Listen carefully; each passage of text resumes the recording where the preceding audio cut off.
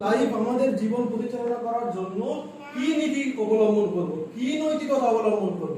আজকে Karl Marx একরকম নৈতিকতা পেশ করেছে, গান্ধীবাদ আছে, মার্ক্সবাদ আছে, লেনিনবাদ আছে, মমতাবাদ আছে, অসংখ্য মতবাদ তৈরি করা হয়েছে। কিন্তু কোন নীতির উপরে আজকে ছাত্র সমাজ বা যুব সমাজের জীবন পরিচালিত হবে, এটা কিন্তু আজকে একটা বড় প্রশ্নের সম্মুখীন।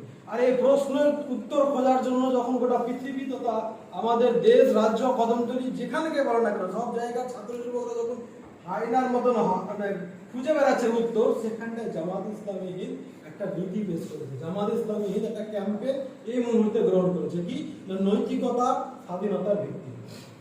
এই যে আমরা স্বাধীনতা বলছি, স্বাধীনতার একটা মানে আমাদের কাছে আছে, যে জেল থেকে মুক্ত হয়ে গেলাম মানে আমি স্বাধীন, আমাকে হাতকাড়ি হাতে বাধা ছিল ছেড়ে দিয়েছে। এই যে স্বাধীন হয়ে যাওয়ার একটা ভাবনা, এই স্বাধীনতাকে নিয়ে একটা বড় ভ্রান্ত ধারণা